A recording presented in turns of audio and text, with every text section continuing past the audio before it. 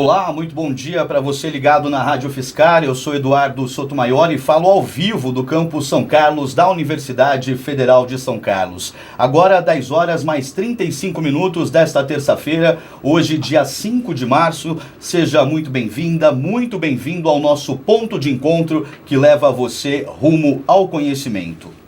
Após realizar uma auditoria interna que foi concluída na manhã de ontem, segunda-feira, a UFSCar revogou a lista de convocação para requerimento de matrícula em segunda chamada nos cursos de graduação oferecidos pelo SISU. Foram identificados erros no algoritmo do sistema usado na seleção, o que fez com que pessoas que deveriam ser chamadas não fossem convocadas e, consequentemente, que outras pessoas ocupassem essas vagas de forma equivocada.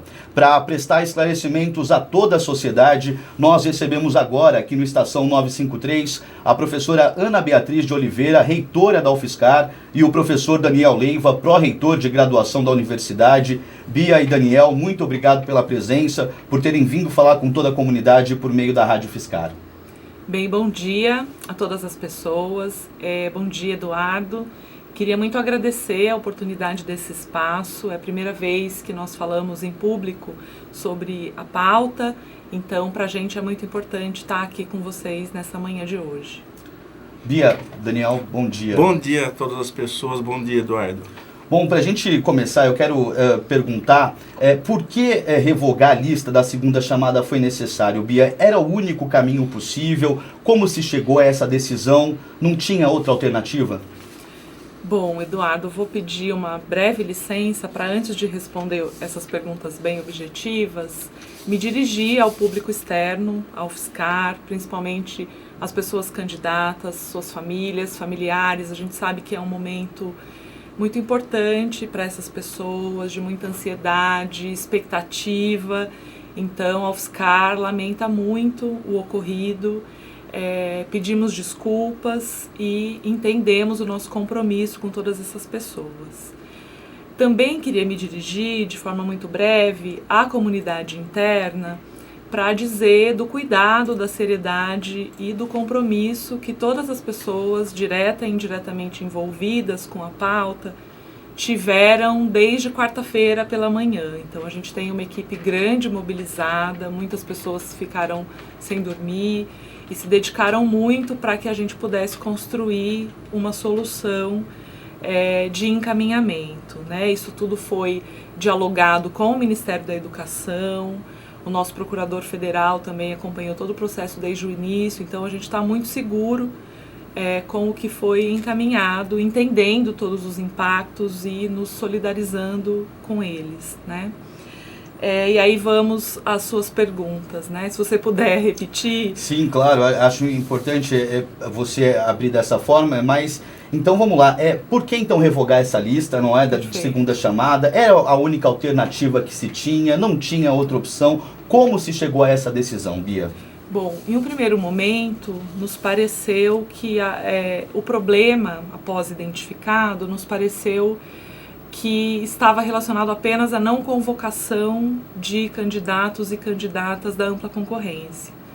Então, desde o início, nós trabalhávamos com a possibilidade de incluir todas essas pessoas que deixaram de ser convocadas para dentro, para que elas pudessem, então, garantir o direito que tinham à vaga.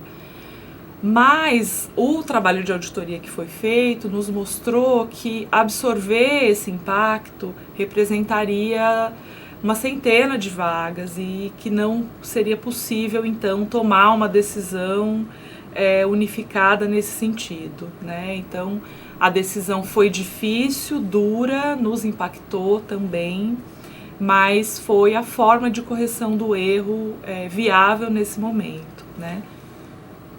Esse erro aconteceu apenas aqui na UFSCar, professora? Não, na verdade, acho que é importante esclarecer que nós começamos com erros no MEC, né? Identificados, foram várias listas da primeira chamada publicadas. O MEC retificou pelo menos 6 listas daquilo que eu tenho acompanhado em números, né? E outras universidades têm também tomado medidas como essas que nós tomamos, né? E aí, Eduardo, acho importante contextualizar também o que houve, né? O que a gente está vivenciando na UFSCar, na verdade, é decorrente da decisão que o Ministério da Educação tomou de implantar a lei de cotas, que foi revisada e homologada em novembro, já no vestibular para ingresso em 2024. Nós estamos acompanhando as discussões na Andifes, que é a Associação dos Dirigentes das Universidades Federais, desde o final do ano. O MEC tomou essa decisão sem pactuar e dialogar com as universidades, então isso já gera um primeiro impacto. Isso não significa que nós não concordamos, nós vemos a lei de cotas revisada como uma ferramenta potente de justiça social, então tudo isso foi feito em prol dos candidatos que solicitam o ingresso por meio das cotas e nós concordamos muito com isso.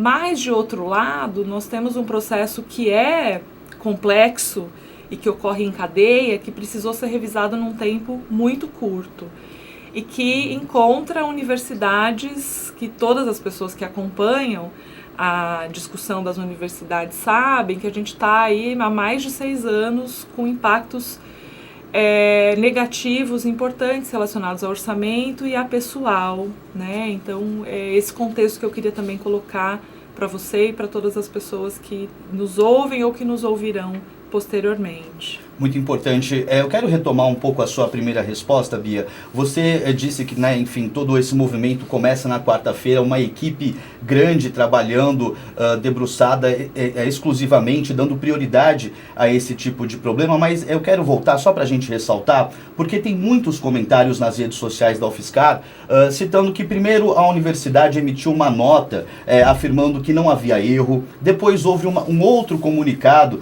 falando sobre a abertura da auditoria e depois, por fim, comunicando a revogação da lista de chamada. Então explica pra gente o que foi mudando ao longo dos dias. Naquele primeiro momento, a UFSCar não entendia o erro como um todo. Vocês olhavam para um pedaço disso que aconteceu, é isso? Isso, nós amanhecemos na quarta-feira com diversas queixas, né, de candidatos e candidatas e fizemos uma checagem geral e ampla. E nessa checagem geral e ampla nós não conseguimos identificar o problema, até porque um mecanismo da lei de cotas era aumentar a oportunidade para os cotistas, né? Então as equipes que fizeram essa checagem não identificaram em um primeiro momento, mas não satisfeitos e com a continuidade das reclamações, nós entendemos que seria importante abrir um processo mais aprofundado de checagem cuidadosa e que teve início na quinta-feira, foi comunicado na quinta-feira e nós então avançamos nessa direção. Por que a decisão final foi comunicada na segunda-feira, né, no dia de ontem?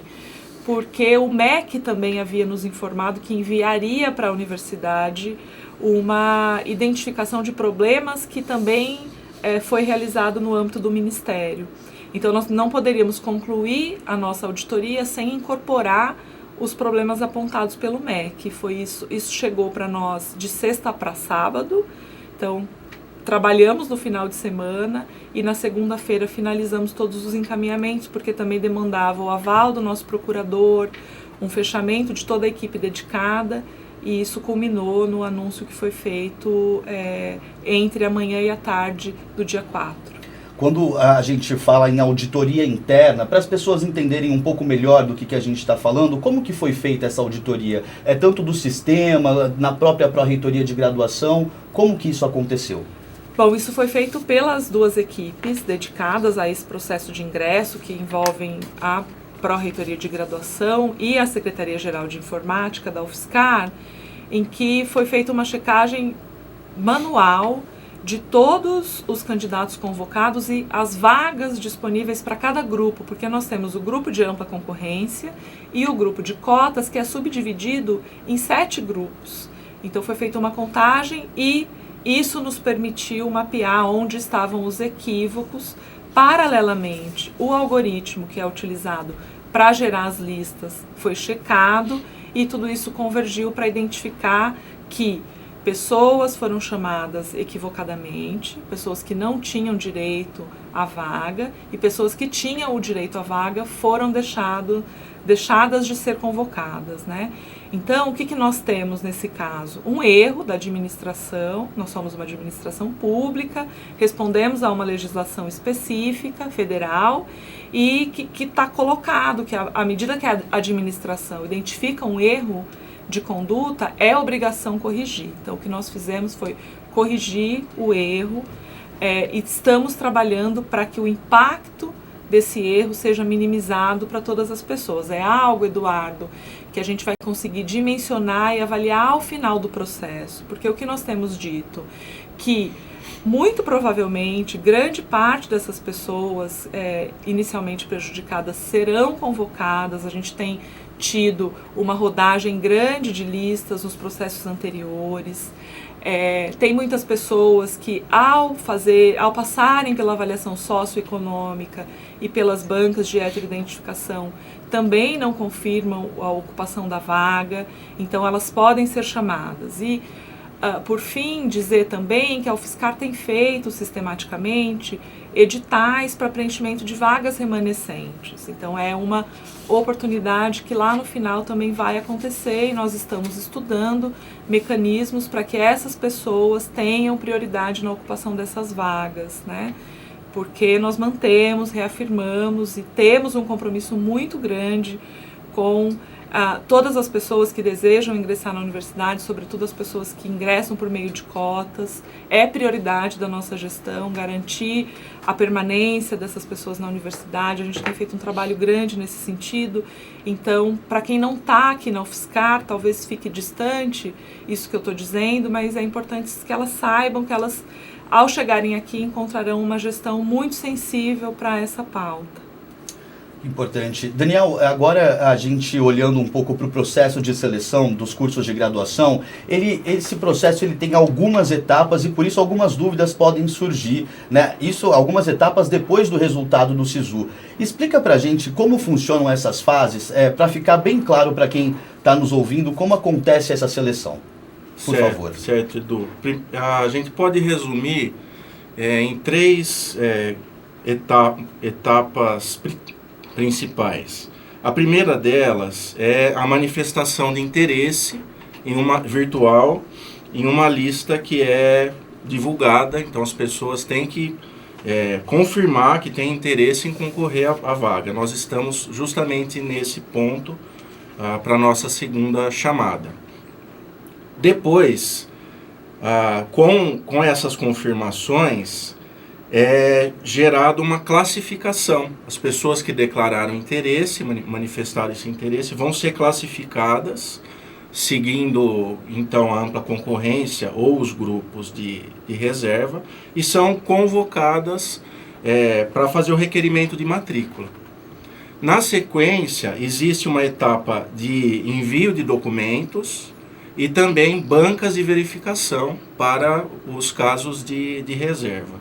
Então, a matrícula, a confirmação, é só depois de todo esse processo, né?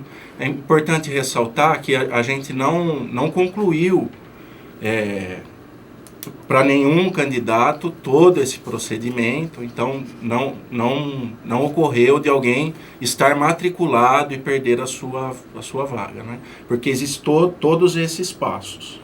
Então agora quem quiser continuar concorrendo a uma vaga nos cursos de graduação da UFSCar pelas próximas chamadas, deve manifestar interesse na vaga. É esse momento que nós estamos, como você disse. Exatamente. Eu gostaria de enfatizar para as pessoas conferirem a nossa lista para manifestação virtual de interesse. Aqui nesse momento estamos no dia 5, então até amanhã, dia 6, 23h59, as pessoas têm a oportunidade de manifestar o seu interesse pelos nossos cursos de graduação, para na sequência passar para outra etapa, como eu acabei de explicar, e participar da classificação, né? E o processo continua. São várias etapas, então nunca é demais a gente ressaltar que o melhor é entrar no site do ingresso, ingresso.ufscar.br, para conferir todas essas datas e os passos seguintes.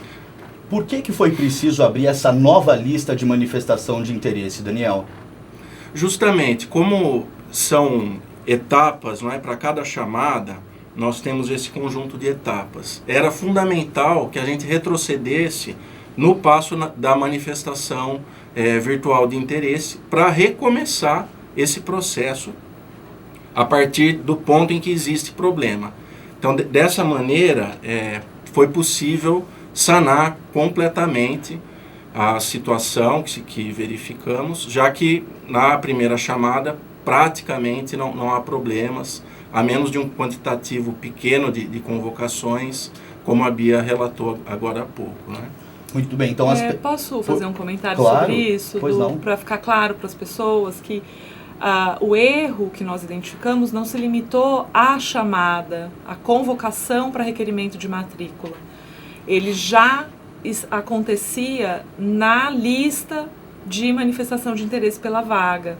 É o mesmo algoritmo que processa as listas, né? Então, a partir do momento que nós identificamos que candidatos que deveriam estar na lista de manifestação de interesse não estavam, nós precisamos voltar esse passo atrás e cancelar esse processo. Então, ao cancelar, nós precisamos refazer tudo novamente e estamos aproveitando o procedimento operacional que cada pessoa fez no nosso sistema, de registrar interesse, carregar documento, e é isso que está colocado. Então é isso, até dia 6 de março, amanhã, quarta-feira, às 23h59, todas as pessoas, mesmo aquelas que fizeram o requerimento de matrícula, devem manifestar interesse mais uma vez, mesmo que já tenham feito isso para a lista que foi revogada, certo?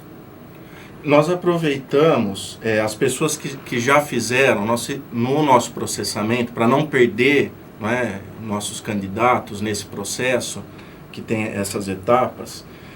Então, a manifestação de interesse ela foi mantida. Na verdade, o que a gente orienta é para não buscar manifestar de novo, porque a gente já verificou alguns poucos casos, pessoas nos procuraram na Pró-Reitoria de Graduação, que se atrapalharam e acabaram cancelando uma manifestação de interesse. Nós resolvemos esses problemas que apareceram até aqui, então essa informação ela foi guardada, está contida nesse novo conjunto, essa manifestação. Mas é interessante a pessoa entrar, conferir a situação, mas ela não deve buscar reconfirmar sob pena de acontecer algum engano. E caso aconteça algum engano, ela pode escrever para o nosso e-mail ingresso@ufiscar.br, que a correção é feita caso a caso no sistema. Então, se você tinha já um registro de interesse pela vaga no sistema, equivocadamente esse interesse foi cancelado, escreva um e-mail para ingresso@ufiscar.br, que a gente checa e corrige a situação. Foi o que já aconteceu com alguns casos, como disse o Daniel.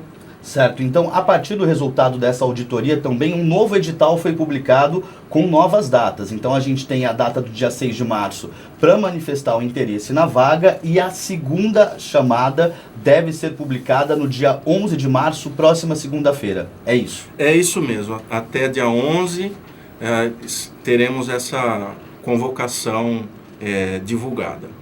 Muito bem, e depois então os próximos passos. Nesse momento a gente recebe o interesse, a manifestação de interesse na matrícula, a segunda chamada sai na segunda-feira e depois disso os próximos passos vão se manter, o processo vai ser o mesmo, não haverá mudança nesse processo. Sim, a gente segue o nosso procedimento, que é de costume já habitual do SISU. O que nós fizemos nesse edital, que tem retificação e tem também informações complementares, além de um novo cronograma, é fazer um ajuste para resolver esses problemas. Tem uma parcela que é interna, uma parcela que é externa, e mantendo o nosso calendário acadêmico também. Então foi feito todo um trabalho de reorganização que está sistematizado nesse novo edital, retificando alguns artigos, complementando com outras informações e também adaptando o nosso cronograma. Perfeito, então. Então vamos reforçar, o calendário acadêmico está mantido, as aulas devem começar no fim desse mês, dia 25. Isso mesmo. Perfeito. Reitora, para a gente finalizar, qual a avaliação que vocês fazem do impacto dessas medidas que foram adotadas diante da revogação da lista da segunda chamada? Bom, Eduardo, como eu disse, a gente sabe que não é uma solução que contempla todas as pessoas. Infelizmente, a solução que contemplaria todas as pessoas, ela não é possível. Como disse, né, seriam necessárias centenas de vagas, e para que a gente avaliasse a situação e tomasse a decisão, a gente trabalha na perspectiva de vaga, mas a gente sabe que a gente está falando de pessoas. E como a lista roda, como eu também já falei, a expectativa é que ao final do processo, o número de pessoas ele seja muito menor do que esse quantitativo de vagas que seriam necessárias para garantir que não houvesse prejuízo a ninguém. E então a gente aguarda essa finalização para quantificar de fato quais as pessoas foram lesadas, e a gente espera que a gente possa tomar medidas que minimizem, e as pessoas também podem procurar outros caminhos para garantir isso, né? Eu queria fazer duas observações finais. Por favor. Né? Acho que a primeira, o Daniel comentou que praticamente não há erro na primeira lista, e esse comentário se deve ao fato de que o MEC nos apontou algumas questões que serão corrigidas na segunda chamada. Então, para tranquilizar todas as pessoas que fizeram requerimento de matrícula e que estão no processo em primeira chamada, para ficarem tranquilas que ninguém vai perder a sua vaga, né? Todo o processo a partir da segunda chamada vai equacionar essas indicações que foram feitas pelo Ministério da Educação. E o segundo ponto que eu queria comentar também, de novo, para o nosso público interno, e principalmente os professores e professoras, que é o fato dessa alteração do cronograma não impactar o início das atividades acadêmicas de 2024. Nós estamos aí finalizando a reposição do calendário da pandemia. A gente sabe que isso gerou um impacto na vida de muitos docentes, porque a gente deixou de ter férias em período regular. Então, que esses problemas que nós estamos enfrentando nesse momento não vai impactar o calendário aprovado e pactuado para as aulas em 2024. Então, a gente espera que a partir de agora a gente tenha férias regulares e que todo mundo possa voltar a ter um tempo com seus filhos e filhas aí no período das férias escolares. Eu disse que era a última, mas prometo que agora é a última. O que a gente pode esperar dos próximos processos seletivos, dos próximos SISUs? As pessoas podem confiar, a UFSCar está pensando em elaborando em novos processos de checagem, enfim, o que as pessoas podem esperar para as próximas seleções? Eu vou começar, depois você pode ficar à vontade, Leiva, para complementar. Eu tenho dito para a equipe, Eduardo, que a crise é um momento que a gente aprende muito, né? Então, acho que desde quarta-feira a gente tem uma união incrível de todas as pessoas envolvidas. Acho que para a gestão esse é um fato importante. Nós já combinamos que faremos uma avaliação ao final do processo. Por enquanto, a nossa prioridade é garantir a melhor condução possível, no tempo mais curto possível, para que todas as pessoas possam ter um horizonte e controlar aí o processo de ansiedade que eu entendo que estão passando, né? Nós já temos clareza de processos que precisam ser revistos em todas as instâncias envolvidas. Então, estamos também levando para o MEC a questão, porque tem uma questão de ampliação de quadro de servidores que é importante, precisa ser discutido com o MEC, como eu já tenho feito desde o ano passado. Então, a gente segue com a implantação dessas medidas que vão minimizar os riscos. Os riscos sempre existem, né? Eu falo também que na universidade a gente lida com gestão de risco. Quando o MEC decide implantar uma lei num curto espaço de tempo, ele assumiu um risco e nós estamos sofrendo as consequências agora. Então, a partir de findado esse processo, a gente trabalha para que esses riscos, que estão sob nosso controle sejam minimizados para que a UFSCar siga sendo reconhecida como uma grande universidade, como uma universidade que completa aí esse ano 54 anos de existência, referência em várias áreas do conhecimento, destaque na produção científica no Brasil todo. Então as pessoas têm que confiar sim na UFSCar, a gente vai trabalhar por isso, se orgulhar para quem está na UFSCar de estar numa universidade como a nossa. Perfeito, então. Agora, meio-dia em ponto. Daniel, quer complementar alguma coisa? Não, só a Bia já falou tudo, mas só dizer que a gente teve uma colaboração interna e externa também em relação à equipe técnica do MEC. Eles também enfrentaram esse desafio que nós enfrentamos na informática, que eles também enfrentaram nos sistemas.